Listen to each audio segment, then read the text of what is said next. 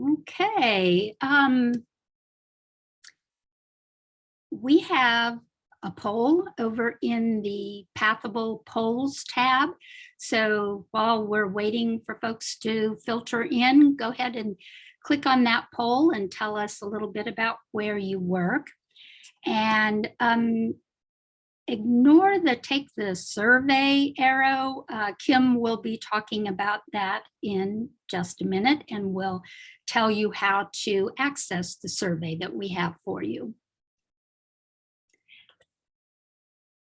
Remember, hang on just a second, there we go. Okay, so remember our expectations. Probably of all of these, the most important is to take care of yourself, get up and do stretch breaks between sessions, or stand and watch, or whatever you need to do to be kind to yourself today. So welcome to the Juvenile Justice and Alternative Settings strand. I'm very excited. We have 3 really, I think, jam-packed sessions. I think you will find ideas and inspiration regardless of where you are on your PBIS journey. At the end of the day, we will be having a facilitated discussion on the topic of level systems. The facilitated discussion activity allows you to be more interactive and share your experiences. So it's a good relaxed way to wind up the day and let us know a little bit about what you are doing out in your real life jobs. I'm Brenda Sherman. I am a professor of special education at Texas State University. I'm also a partner representing juvenile justice and alternative settings with the PBIS Center. I do that work along with my colleague, Jeff Sprague. So we have a lot to cover today. Let's keep going. If you have questions or comments during the session, you can enter them in the chat or polls, and Kim and I will take turns monitoring those tabs. If you have to leave the session for any reason, I think you'll have to go back to the agenda and sign back in. Super easy, so don't panic, but it's just a feature of the app. And if you have any problems at all, go to the help desk. They are so truly helpful and really good at what they do. And at least when I was there last year, there's live people there that you can see and interact with. So be sure to use those help services if you need them. Okay, so our first session is called Voices from the Field. The purpose of this session is to hear from PBIS leaders in alternative settings around the country. My partner in this session is Kim Wood. Kim, I'll let you introduce yourself.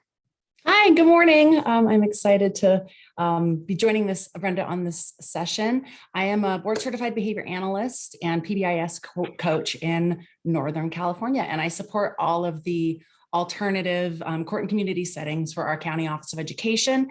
And I've worked with several different juvenile detention facilities in Northern California, and always looking for that continuous improvement process of how can we adapt our practices for alternative settings. So thanks for being here today.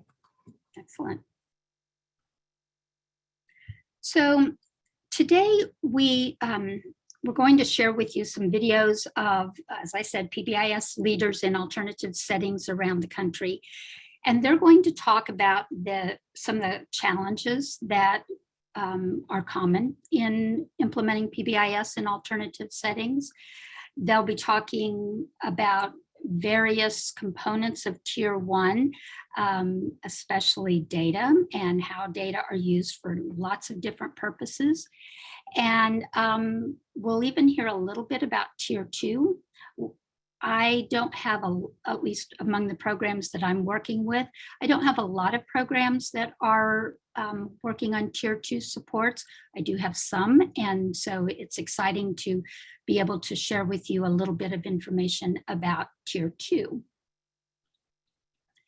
A little bit about our strand, or about our session today. The videos are organized by topic, but you'll hear the speakers talk about, you'll hear other topics beyond just the focus of each segment of the session. The captions are automatically generated, and I think they are an exercise in creativity.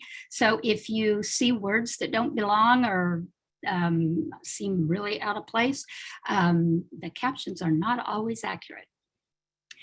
The way we're going to operate is that I'll give a little introduction to each video, and then we'll run the videos. The videos are anywhere from about 30 seconds, and I think the longest one is about 5 minutes.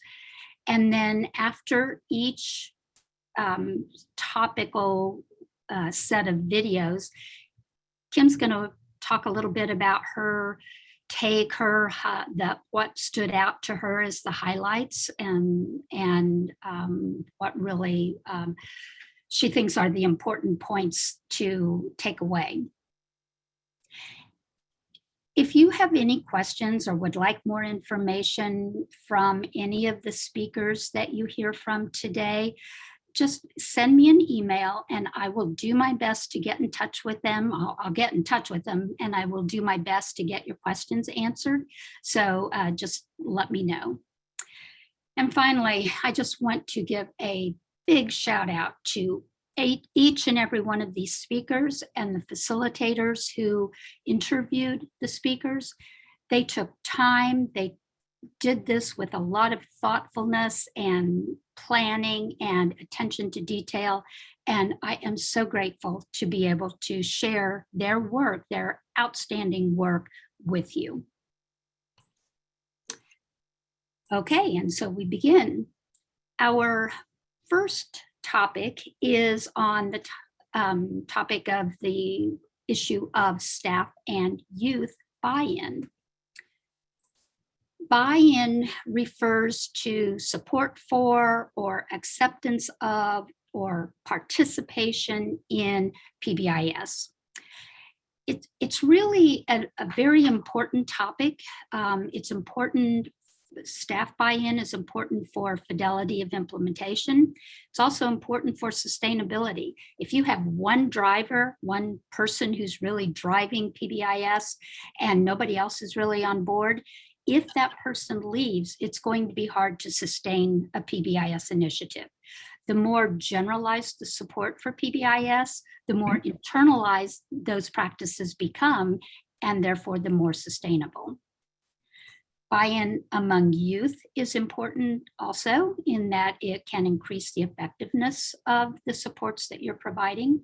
So you'll be hearing from some of our speakers about how they build buy-in among youth. And finally, in alternative programs, especially juvenile justice programs, I recommend that PBIS teams don't leave buy-in among staff or buy-in among youth to chance. Plan specific strategies, maybe ongoing strategies, not just a one and done approach, but ongoing strategies to enhance buy-in among staff and youth. Okay, our first video is from West Virginia.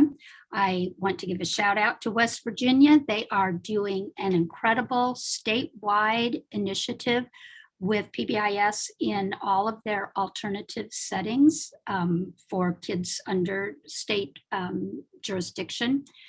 And they have built an infrastructure to support that initiative. In fact, if you Google West Virginia Schools of Diversion and Transition, you will see their homepage. They've got information about all the facilities that are implementing PBIS and about what Tier 1 PBIS is and what each component looks like. It's a very nice website. So our first video is from We'll hear from Andy Guthrie, who is the principal at the Board of Child Care program in West Virginia, and Ben Cook, who is a teacher at the Board of Child Care. Andy, by the way, used to be a PBIS coach with the state of West Virginia, so he's really knowledgeable about PBIS. Ben has been a part of PBIS for a very long time, so he has a lot of skills as well. Heather Byram is the PBIS coach from West Virginia Schools of Diversion and Transition, who is conducting the interview.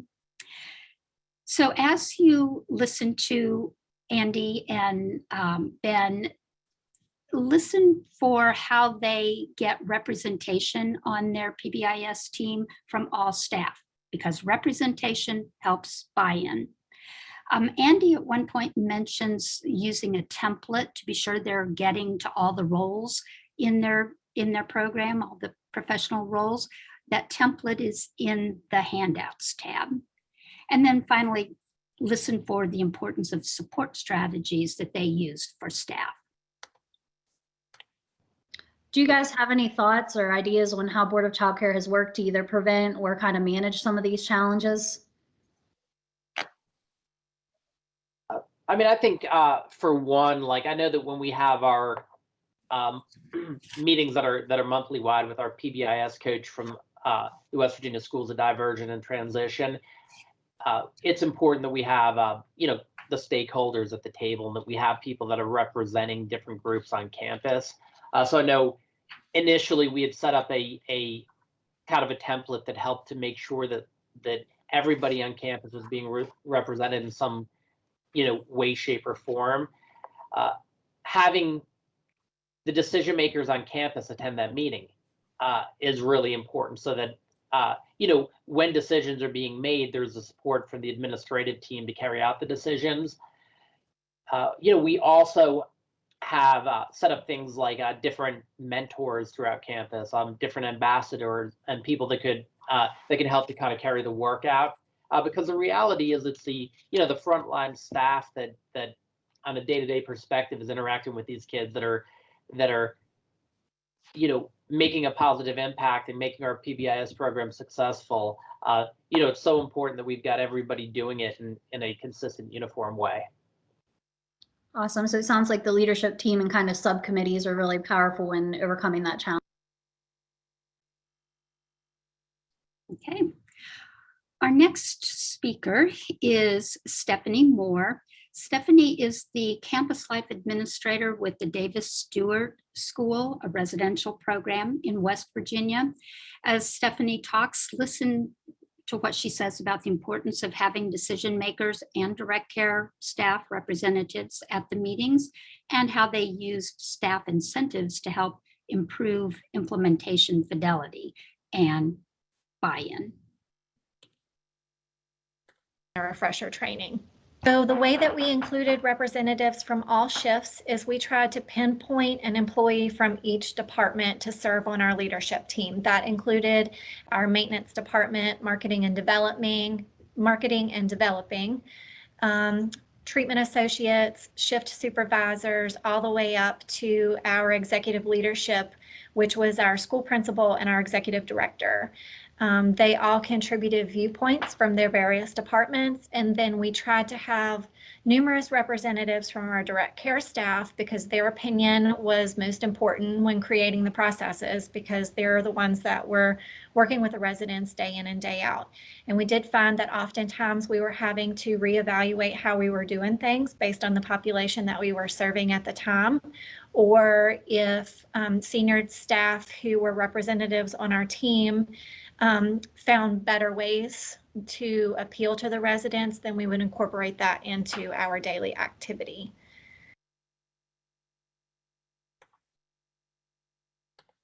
What we have tried to do is a drawing each month. So we have encouraged staff to utilize PBIS on a regular basis. And as we see staff participating in the PBIS process, then we acknowledge them for doing so. And each month we send out an email to everyone.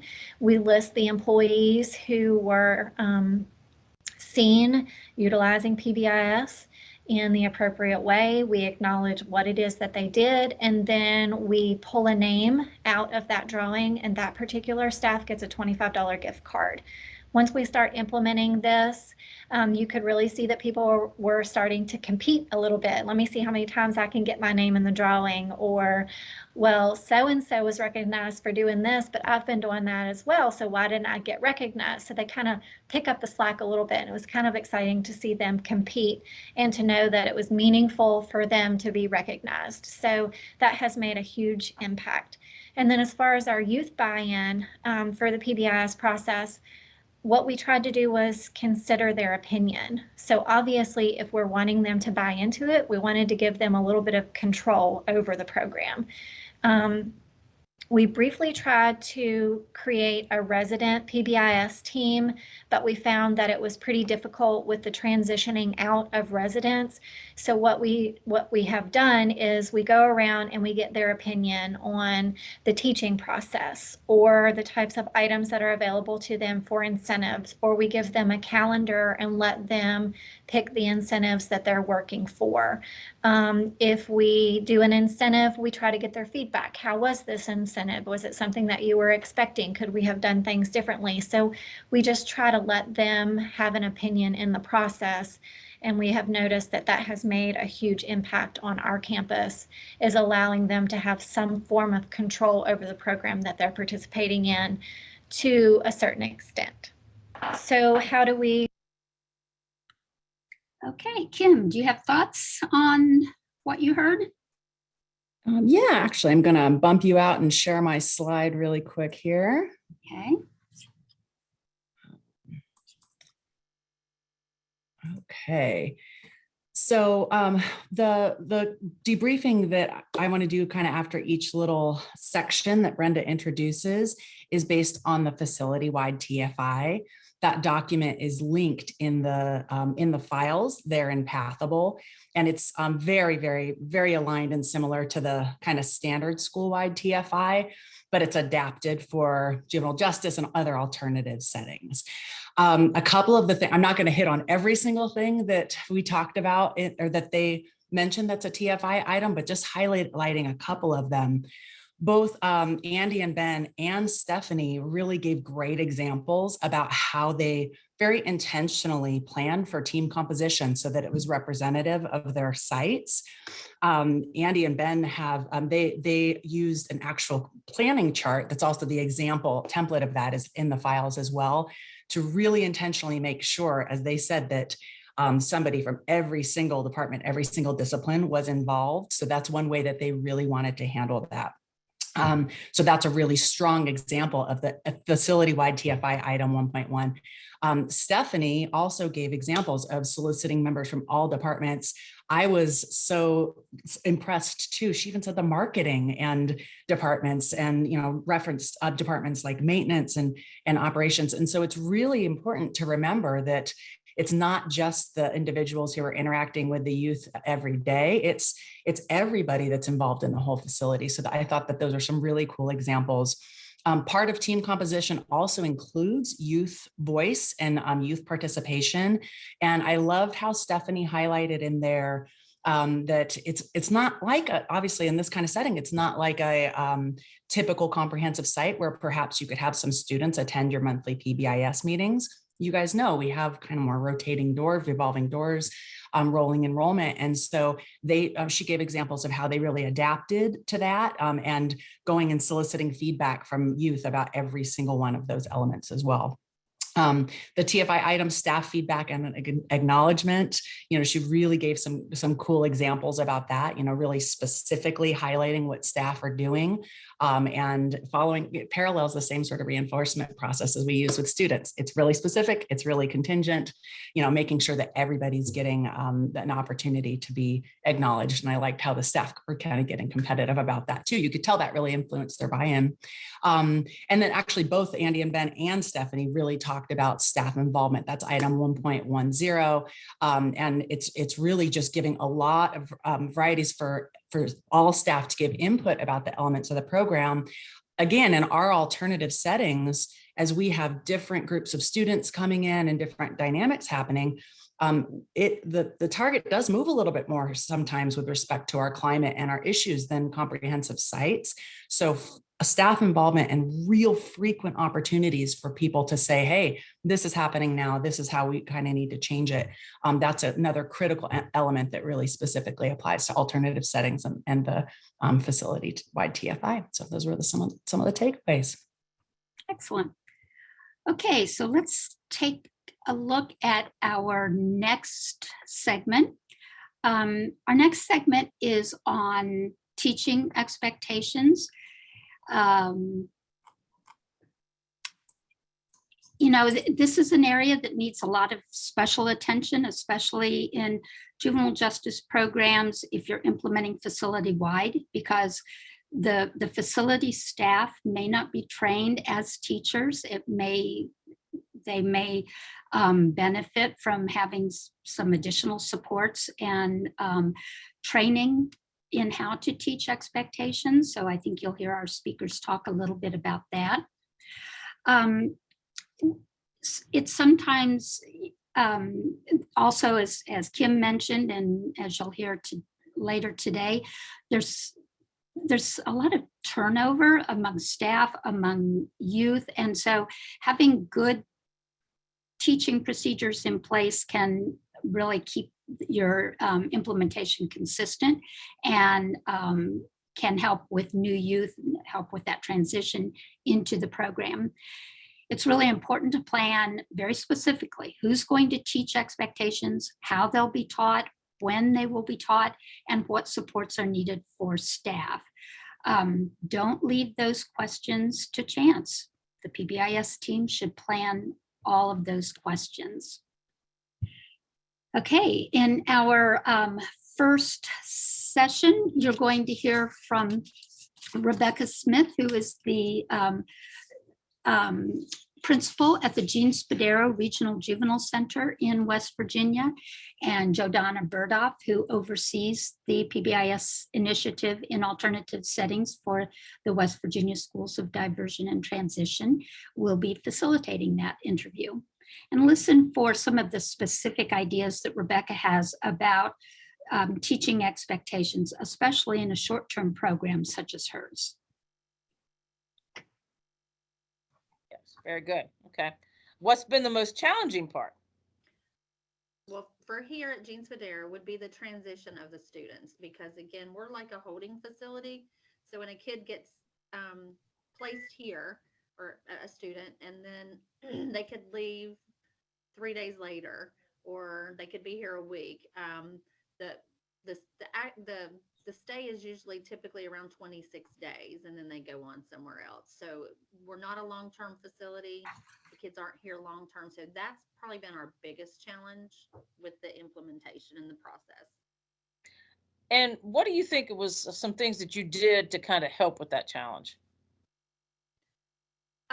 Well, as soon as a student comes in right away, in the intake process, that's when they sit down with the school counselor and they go over, we have developed a student handbook. And so all of the kids get this handbook, and they go over it with the school counselor, and they talk about the PBIS part of it. And there's a PowerPoint that is included. So all the kids get to watch the PowerPoint so they know how the PBIS works, their expectations in each classroom, the transition periods. And so that started on the first day that the students come into the school. So would you say that the permanent teaching products are important because of your transitional population? Absolutely. And the reason why is, okay, so we have all of the visuals up on the wall that the students get a handbook when they come in. And so typically also kids revolve and they come back. And so they already know what those expectations are because it's everywhere. They've been taught it. The lesson plans that are in place for the PBIS, the teachers take and they teach that lesson plan. So these students know what is expected. Excellent. Okay, so our next video is We'll hear from Stephanie again from the Davis Stewart Residential School. Listen to what she says about the time that they allocate for teaching expectations and some of the strategies that they use for teaching youth and staff. And then listen to her talk about effective teaching practices, such as modeling. For positive behavior, we're taught in our program on a variety of levels.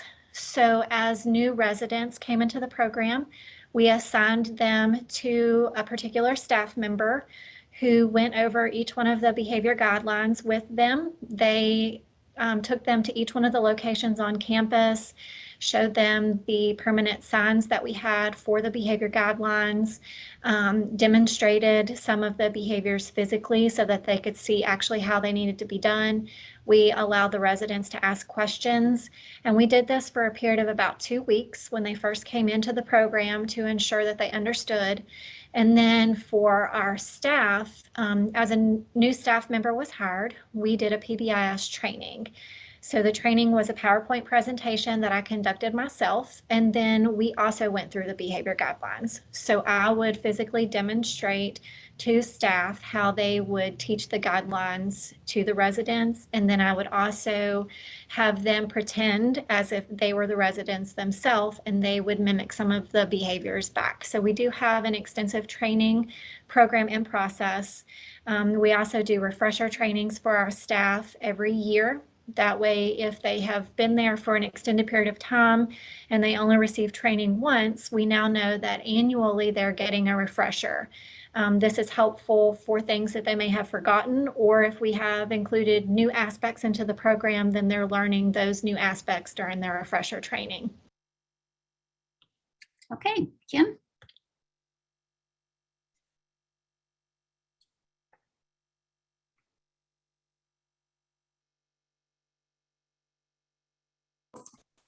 Sorry about that. Okay. So really here, the two main ones to highlight from the facility-wide TFI, both of the videos talked about teaching behavior expectations to youth and scoring a really high score basically in the facility-wide TFI in that area.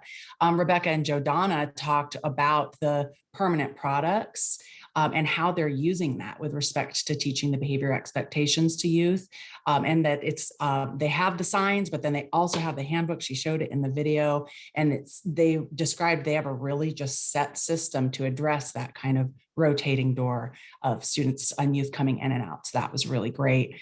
And then also Stephanie talked about the really involving the teaching the behavior expectations to youth in a really systematic way, and pairing up students with assigned staff and making sure that it's not just kind of a one and done thing. There's kind of an initial introduction to it, but then also really doing a lot more upfront prompting and reminding about that as well.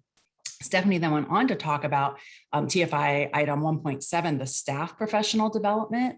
This is such a challenge in alternative settings and in secure facilities because of the frequent turnover. And it's not the same thing as at a comprehensive site, obviously, where we can just do one whole staff-wide training on PBIS a year. We have to be able to address when we have a new staff member coming, sometimes every couple of weeks, every couple of months. So I really liked how Stephanie talked about her processes for that, pairing up individually, modeling actually how to teach the students, and having the staff member engage in some role play about that and seeing what that translates to in practice with the students. It was just a really good example of going above and beyond what a lot of the times we do is with a new staff member say, here's our manual, read it, and someone will kind of catch up with you later on. I mean, that's just the reality. We have few staff and lots of turnover. So what I really liked about all of their examples was they've really systemized it. They've really built strong permanent products, and it's very clear about who's going to train whom when, whether it's new youth or new staff. Good job. By the way, I really like how you're tying these practices back to the fidelity measure of the facility-wide TFI. Okay, so we are ready for our next PowerPoint. And this one is on data.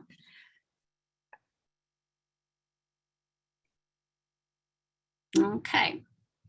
Data serves a lot of purposes in the PBIS framework.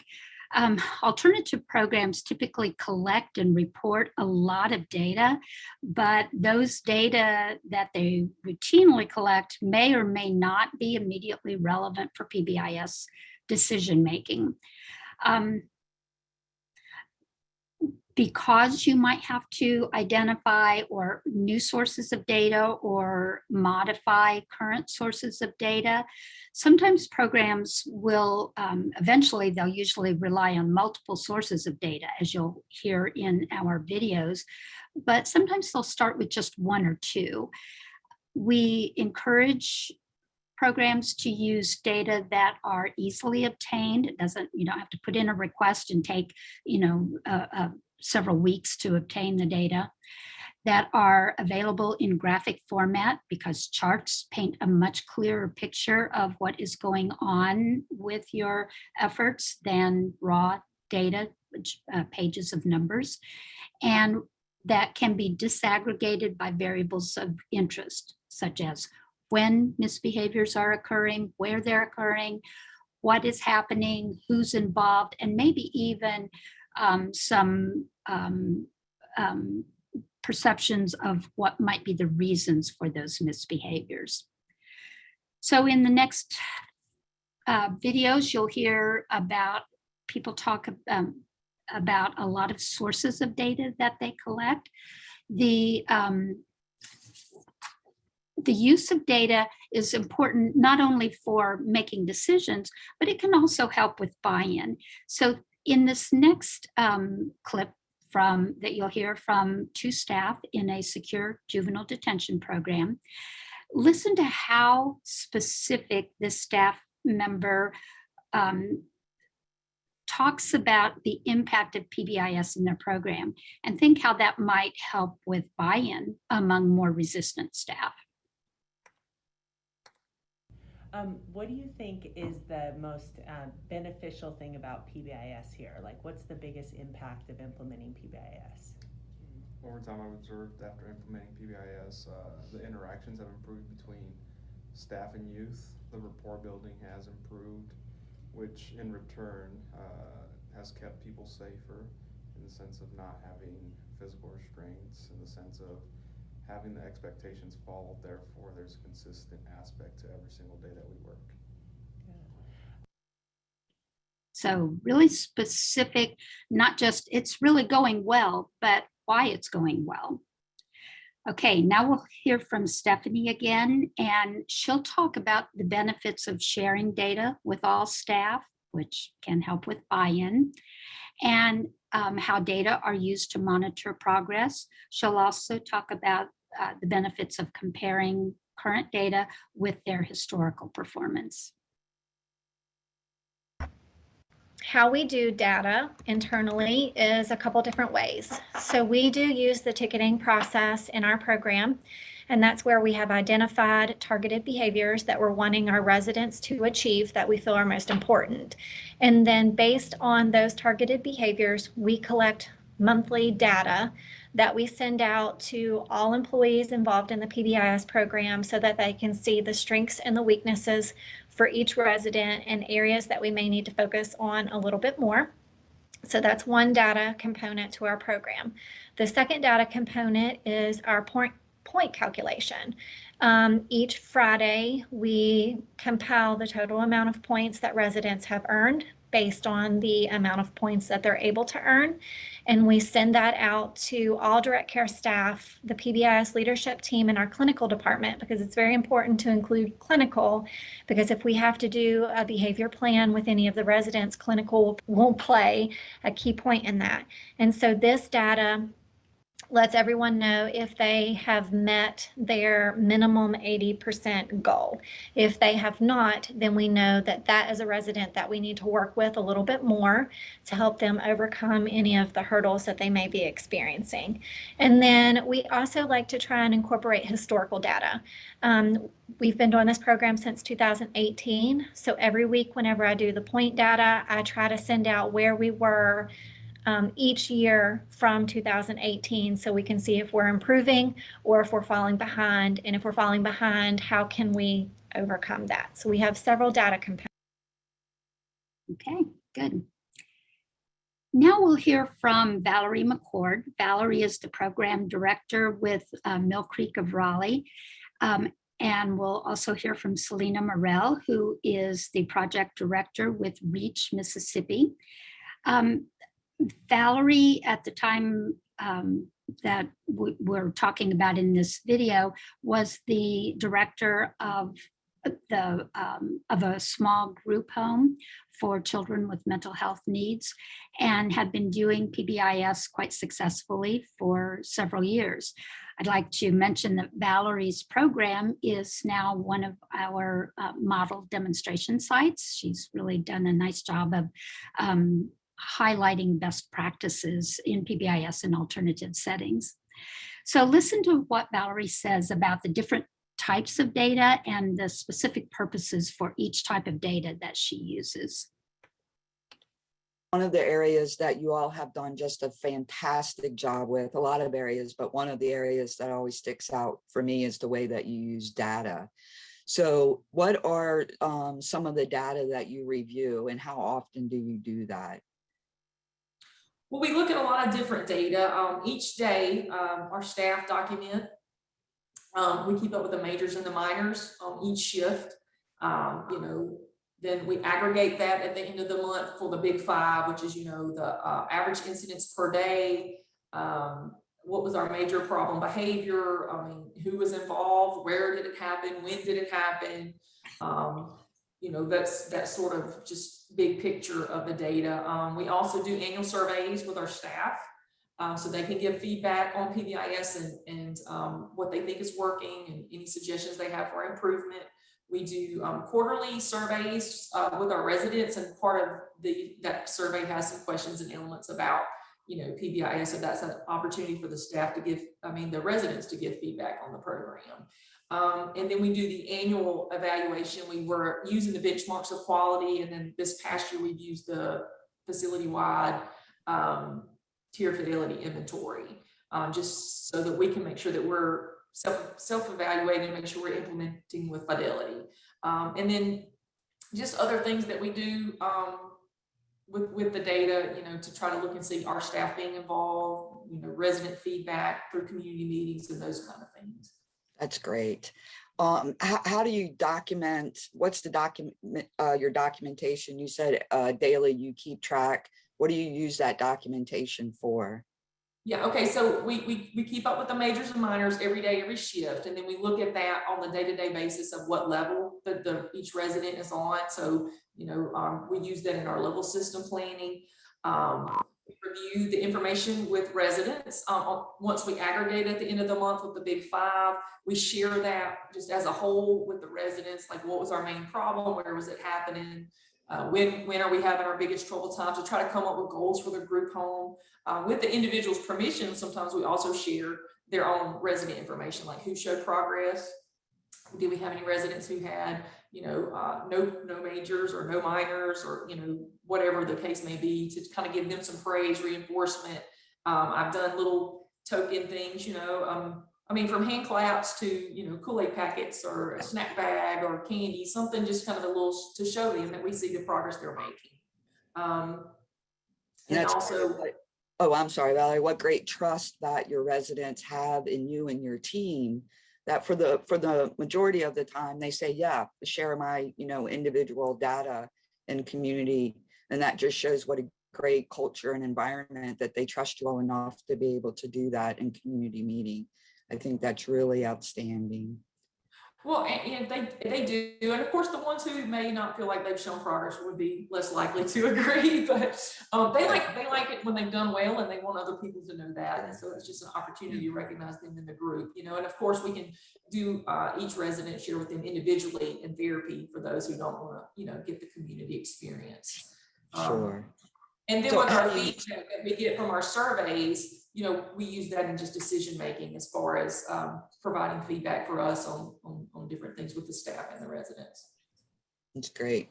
So how do you use the data, like in your decision making? What are some of the things that you look at in your decision making that's based on the data that you're collecting?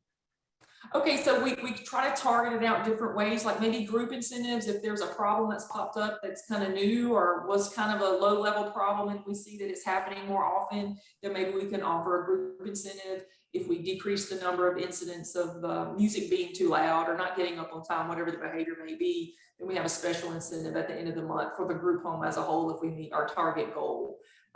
Also individually, we can do the same thing if we have a resident who's struggling in a certain area. So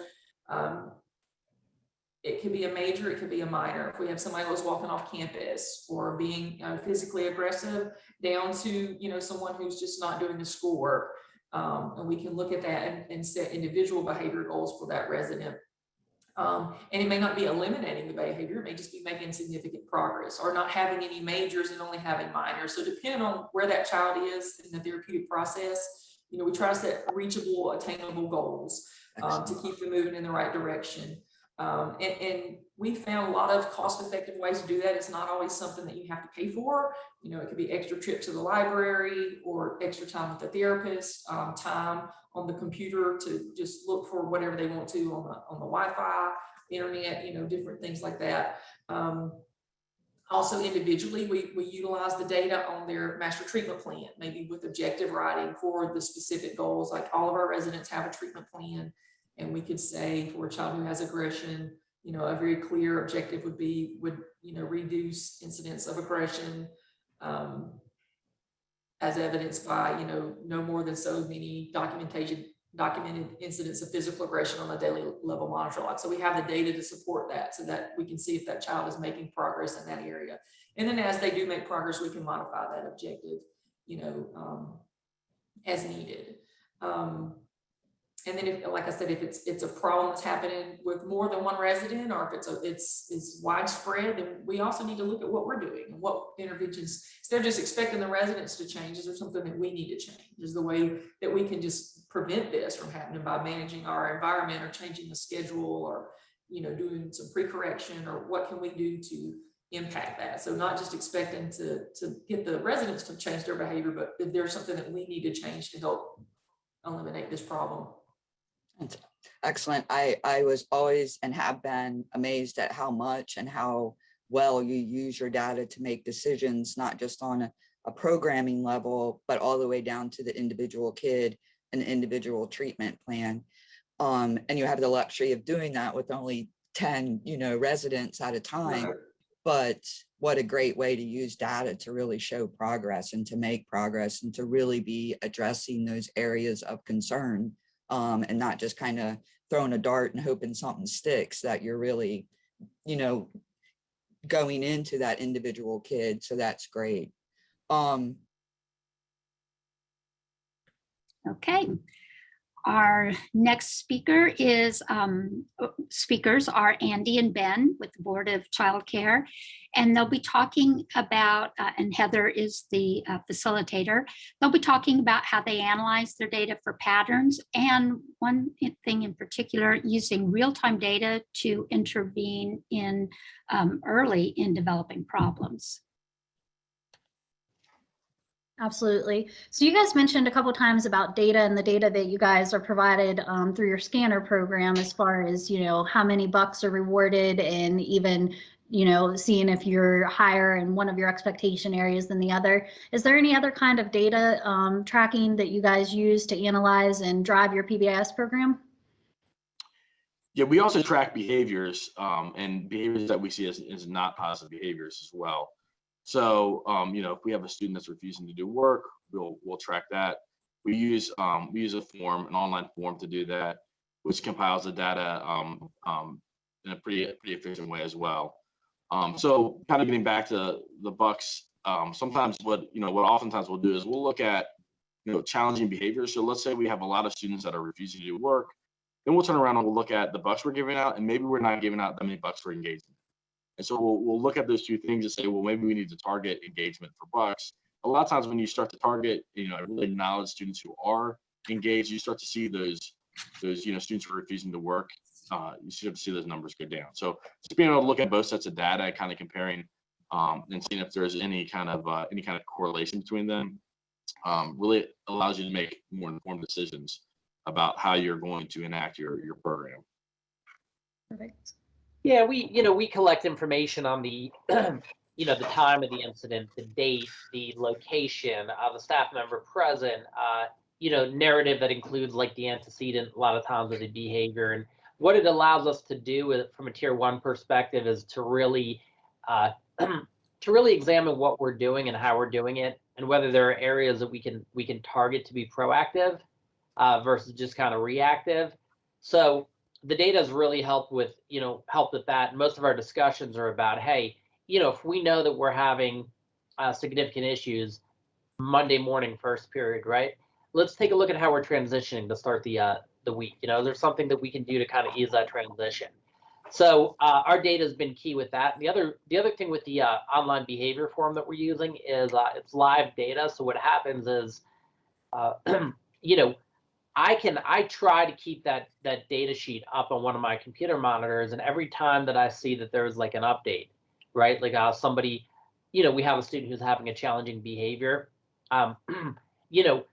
I can take a look at that behavior and make a determination as to whether, there needs to be an immediate intervention, or whether there's value in my touching base with that student or following up. And certainly, if I see a student and I see like, a couple times a day they're having a similar challenging behavior, a similar incident in multiple classes, I can follow up and prevent that in the third class, or have some kind of intervention. So the data has been really key in that aspect also. The fact that it's live versus, we're not waiting till the end of the week or the end of the month to be able to like address some of these behaviors.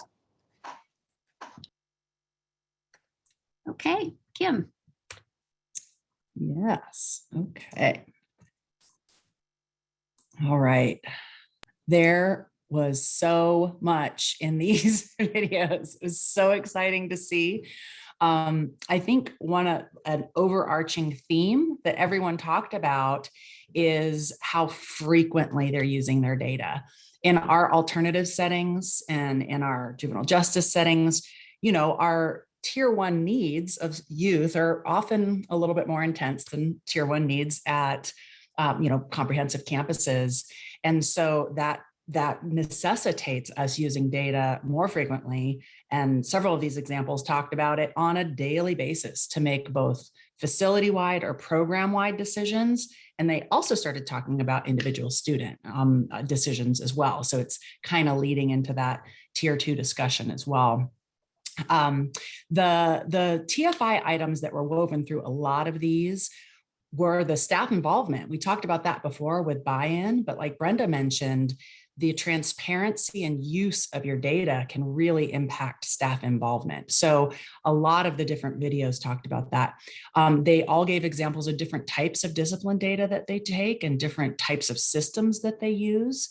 But in addition to that, they talked about other types of data that they use, such as point data, ticket data, scanner data. So they're looking at both the frequency and conditions for pro-social skills as well as for challenging behaviors. And they're using that to impact their own tier 1 practices. I think one of the examples that was given was, well, if we're seeing that we're having a behavior problem in this area, we look at the corresponding recognition data and go, oh, we're a little bit low in that area. So that is very, very cool. And that's also tying in that database decision making. All of the videos talked about examples for how they're using data in a very structured way. They're planning for it, not just as a post-mortem, if you will, but how do we figure out what's happening right now, and how do we make proactive decisions about it? that talked about fidelity data and annual evaluation too. I want to shout or give a couple examples for that. The staff from the secure facility in the Western US, names protected because of anonymity. The first one, the first video clip, first of all, sidebar, didn't you love her shirt? It said, ask me about 5 to 1. That's another example of just real transparency with practices.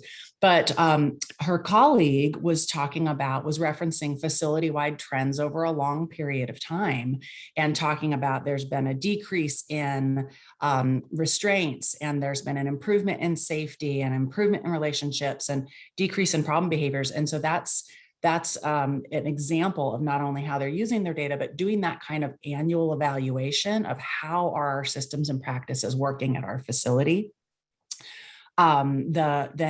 Stephanie from Davis Stewart School really gave great examples of how they're sharing all sorts of data with all sorts of staff and getting input around that, and doing action planning, both at, like I said, the tier 1 and individual student level. Valerie and Selena's video, there was so much in there talking about not only the discipline data and making decisions based off of that, but they use a variety of different surveys for both youth and the staff. And that is such a critical component to add on for our decision making and our data planning, is to figure out what is, where is the social validity of what we're doing? What is the voice and the feedback, and how's it working for the people that we're serving as well as the people that work with us? So they talked about how they blend that together with their outcome data, for their discipline data and acknowledgement data and things like that.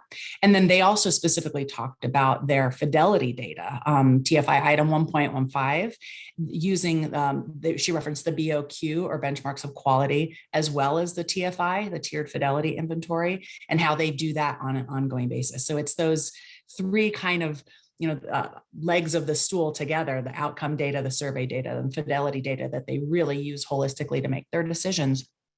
And I also really loved how they talked about sharing their discipline data with the residents and being fully transparent about that, and having the residents also participate in problem solving and troubleshooting about that. A lot of the times when I've done that in the programs that I support, when I just share the discipline data and trends with the students, their reaction is often pretty funny. They go, you guys shouldn't have to be dealing with that. We shouldn't be doing that. Just seeing the data can sometimes be an eye opener for youth as well. So I really like how they had that very systemized. And then, Andy and Ben, the last video that we saw, they talked about how they use a scanner system for their pro-social behaviors and incorporate that into all their data. And Andy's got this live data sheet that he can keep an eye on in the moment to catch things as they're happening, either facility-wide or student-specific as well, to make those day-to-day needs. So there was so much in there from all those videos, but these were just some of the TFI items that really stood out about that. Excellent. Yeah, these are jam-packed videos. Okay, our next video is on Tier 2. So I'm really excited to share this with you. Our first video is from a staff member, a group supervisor in a juvenile correctional program, who shares some concerns about youth not responding to Tier 1. If youth are not responding to Tier 1 sufficiently, then you may need Tier 2. I urge you, even though you work in an alternative program, to pay attention to Tier 1. Don't jump in directly with Tier 2, if preferably, or Tier 3. As Dr. Sagai says, as he said yesterday, if you want to work with individual students, you have to work with all. And if you want to work with all, you have to pay attention to the needs of individual students. So in order to work most effectively with individual students, you have to have a good foundation for all. And that's where Tier 1 comes in. So even in alternative programs, the logic of the tiered framework is relevant. Some youth do need more supports than others. So we'll hear a little bit about those additional supports in this segment. Okay, here's our staff member who has some concerns that some students, some youth don't respond to tier 1. Okay. Are there any like big barriers or challenges around PBIS that you know that you want to share? Yeah. Whereas in any data collection or research, there's going to be outliers. You know, you're going to have youth that won't take accountability, won't be respectful. Kind of based off what I said earlier, they have been reinforced certain societal norms of certain lifestyles that they think is normal. So when you try to teach them something different, you know, it's a little resistance for them to adapt to something new. So the only negative thing that I could say is just some kids just won't take accountability. Some kids just have their mind made up of what's right, what's wrong. You know, and that's just what's going to happen. You know, I don't believe that you can save all of them, but my goal is to try to save as many as I can, because these kids do need structure and they do need some form of support, whether it's in the household or in the institution as such. So that's my only negative thing that I can see about the PBIS. Okay, and they will get there. They'll get to tier 2, and I suspect tier 2 will help provide the support that those kids need. He references the learning history that youth come to our programs with. They are well skilled in resisting our efforts to help them, some youth, not all. So don't give up. Implement tier 1, do it well, and then you can identify those youth who need tier 2 supports. Let's hear how Stephanie Moore at Davis Stewart School uses data to identify the students, the youth that need tier 2 supports. And you'll hear a little bit about the type of tier 2 supports, and you'll also hear about the effectiveness of those supports. For our data, what do we use our data for? Where our data is for us to determine individuals that might be recommended for tier 2 program. What does that look like for me as an individual that reviews the data on a daily basis? Well, if I see that an individual is having repeated behavior patterns, then that tells me that I need to figure out why. If I see a resident who is consistently earning under 80% of their points, then I need to figure out why. What I will do is I will meet with that resident independently and see if they'll get to open up to me about the things that they're experiencing or why they might not be performing to their full standard. Oftentimes they will or they won't. And then I communicate that to our clinical department, because it's very important for our therapists to be involved when a resident is exhibiting behavioral issues.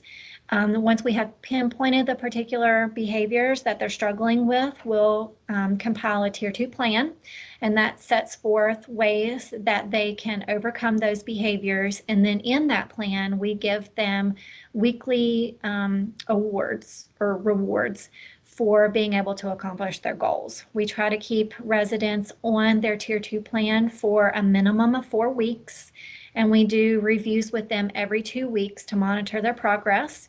But before we do any of that, we make sure that the resident is willing to participate in their plan. So we sit down with them, we explain to them why we are going to do this plan, what the goal is of the plan, and what they can earn if they're willing to participate in the plan. We have only had about 4 or 5 residents who have been recommended for tier 2 since 2018, so it's very minimal. Most of the residents are successful. We've not had a single resident who was unwilling to participate in their plan. All of the residents have been successful moving forward after they've been taken off of the tier 2 plan, and they all had opinions to incorporate into their own plan. So the fact that they were willing to identify that they were struggling and willing to, do that extra work to move forward speaks bounds for what the program is capable of doing. Okay. All righty, Kim. Here we go.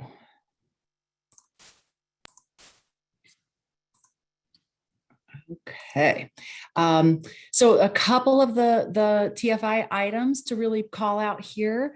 2.3 screening, so just making sure that there's practices for systematic screening and having data decision rules around who may need additional tier 2 or even tier 3 supports. Both the group supervisor and Stephanie did address that. The first video, the group supervisor, he was talking about there's those outliers of students where the tier 1 practices aren't effective in supporting, you know, pro-social behaviors and learning to meet the expectations and everything. So that's why it really is critical in alternative and juvenile facilities as well to, as Brenda said, once you've established really strong tier 1, build up that tier 2, because you know, and then eventually tier 3, you know that there are going to be youth who require those additional supports. And part of that whole practice and part of that work is developing standard screening processes. What data are we going to use, and what are our thresholds or cutoffs for when we think that a youth might need additional support? And Stephanie really talked about that, you know, gave examples of being below a point threshold. And then when matching students to more intensive intervention supports, Stephanie talked a lot about why. And so we talk about function-based intervention support planning, and figuring out why a youth or student is doing something, and then figuring out what intervention supports would match that. So that really talks about that, you know, the tier 2 critical features of making sure that all those elements are in place, and figuring out the and practices matched to youth need. Is it a contextual fit for the youth? She talked about making sure that the youth are on board with trying it, you know, and that they're open to that intervention and getting that feedback. So not only do the interventions meet the function of the behavior, but also is it something that the youth are willing to participate in, and involving. She gave really good examples about involving the youth in monitoring their own progress data and doing that on an ongoing basis, and using that data to see if any tweaks need to be made. So those are some really strong core features of tier 2 elements for the TFI. Good. Okay. We have one more video, audio actually. And this, I know we're into our question and answer time, but I really want to share this with you. This last one is an interview with a youth in a secure care program. And I think it's really important to hear what he has to say. There's no video to protect his identity. And so it's audio only. You won't see anything else on your screen. But listen to what this young man has to say about what he's learned from PBIS and his perspective about the feedback that he gets from staff, and how youth are taught expectations, and then see if he knows what 5 to 1 means. My first question for you is just, in general, when you think about PBIS here, what does it mean to you? Honestly, the PBIS here, how they do it, like holding yourself accountable, pretty much, like accountability. So just learning from your mistakes, trying to better yourself. Okay. Do you have any examples from your time here about things that you've learned, ways that you've improved? Yeah, when I first got here, I cussed a lot, but like PBS showed me how to, like, you know, stop cussing. Like, it's like, dang, my points messed up, I'm losing this. So it's like, it taught me how to clean up my language pretty much. Great. And do you think that that's going to continue when you leave here? Do you think that's an important skill for you to maintain? Or do you think there'll be certain situations where you might still cuss and certain situations where you don't? Yeah, I think there'll be certain situations where, you know, I'll still slip up because it's a habit. But I think I broke the habit a little bit. And, you know, once you break a habit, you know, you keep going. It's like a habit. But when you break it, it's the same thing. You know, you just stop. But there's going to be situations where I get mad and, you know, it slips my mind. So, but yeah, overall, I think it's better. Great. So you mentioned that you would lose points for that. Why did you lose points for it? Because being safe, respectful, and responsible, it wasn't respectful and it wasn't responsible because you're cussing in front of, you know, your elders and stuff like that. So you got to hold yourself accountable. Great. So they actually talked to you about the reason why behind it. They didn't just say you're losing points. Like every hour they'll pull you in and they'll be like, this is why you got this score. This is why you got docked for this, and this is why you got this. So they'll explain to you why you got all your points or you lost your points, or why you got bonus points. And then you fill out, like you give a G if you feel like you did good. So you grade yourself before they grade you. Mm-hmm. And then if like it matches up, then they give you a bonus point. Great. Okay. So it's like a little bit of self-reflection for you. Yeah. And how do you feel about that? I mean, it's better than it was, because then back then they would just fill it out, give it to you at the end of the night, and it'd be like, dang, what I lose this for, the staff's already gone, so you don't know what's going on. But after they pull you after every hour, then you know what you did, you know you can fix that. That's great. So what's the best thing about PBIS for you? Knowing when I messed up, like being able to, because when you're on the house, like when you're outside, it's like you can't hold yourself accountable, because you can, but you got so much going on. Sometimes you don't just sit back and reflect, like, what did I do this hour wrong? It gives you time to reflect on, your mistakes. Great. Is there anything about PBIS that you don't like or you wish wasn't a part of the program? No, I think it's good the way it is. Okay. How do staff teach you the expectations? Like, is there a structured way that you're learning? Well, when you first get here, they give you like a pamphlet, and then you kind of read it, and then you go by then. Once you break the rules, they'll give you they'll let you know like that's not how you do it, and then it just goes from there. So they'll dock you, and they'll be like, oh, you did this wrong, and they'll give you like a warning at first, and then once you fail that warning, you repeat the behavior, then they'll dock your points, and once they dock your points, if you do it again, they'll give you a tracker form. Okay. Do you remember when everybody was wearing the 5-to-1 T-shirts? Yeah. Do you know what that's about? Yeah. Yeah, five positives and 1 negative. All right. What do you think about that? I think it was kind of, someone in the staff's claimed that they came up with it, but I didn't believe them. But they was like, if we tell you something negative, we have to give you 5 positives. I think it was good because it really builds somebody's character. When you tell them negative, I'm not me personally, but I know some kids battle with depression and anxiety and stuff like that. And when you tell them negative, their self-confidence just goes down. But once you give them those 5 positive, it builds their confidence and they look at their self better. Do you see people here working on emphasizing the positive more than the negative? Yeah, there's a couple staff here that emphasize the positive more than the negative. Yeah. And how do you feel about those staff? They're actually one of my favorite staff. I asked you that was like a specific, because that's what I assumed. Most people like to be around positive people more than negative people, but yeah, that's Look at great. the glass half full and not half empty. Right, so right. Do you think this is going to help you? I think you talked a little bit about when you're on the outside how it's going to help, but specifically, is there anything you learned here that you think is really going to make a difference when you leave? Not only, like I said, self-accountability earlier, and also, like, I wrote this paper. I wish I had brought this paper, but they gave us 3 speeches of like 3 famous people, and they gave us 3 speeches, and they all talked about the same thing. It wasn't meant they weren't supposed to talk about the same thing. They just picked 3 random speeches, and then one of the staff was like, "You guys write about it. Write a paper. Whoever want to do it, you don't have to do it. It's up to you. You write a paper about it." And we just wrote about it. We talked about self-accountability. It talked about a lot of stuff like economics. It talked about everything. Like not just giving people money, but actually building relationships and investing in people. So I feel like I learned how to invest in people, and not only invest in people, but invest in businesses and stocks like that. So I feel like I'll be better prepared for life when I get out. That's great. Well, thank you so much. No problem. Anything else you want to tell me before we end? No, ma'am. All right. I appreciate it. Yes, ma'am.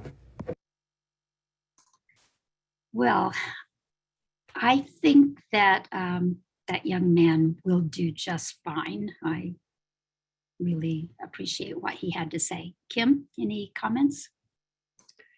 Just in summary, basically, that he really, he was able to really specify how clearly he had been taught all the behavioral expectations, knew very well. I mean, it was just really strong evidence of that, and really strong evidence of the transparency about the policies and what happens if there's, bad choices. And just, it seemed to me just a lot of evidence about how clearly the staff were doing their teaching, their feedback, and what a huge impact that it made about having that much more of a positive kind of approach and really focus on that 5-to-1. So I thought that was great. So in my setup, I cannot see the questions in the Pathable chat. Yeah. Here, let me get into that because we do actually have some questions here. Okay. Okay. There was one question about whether some of the points that we're discussing can be found somewhere in an article or book. As far as somebody being relatively new to PBIS. Brenda, you want to do that? Yes, if you would email me, I will point you to some resources. There's some good resources on the PBIS website. And then there were some folks that were going back and forth about sharing examples of forms for data, I believe. Someone said, anyway, we can see a template of the form and directions on how to see it update immediately in Excel. I think the question there is that they're discussing the local data forms that some of the folks were using.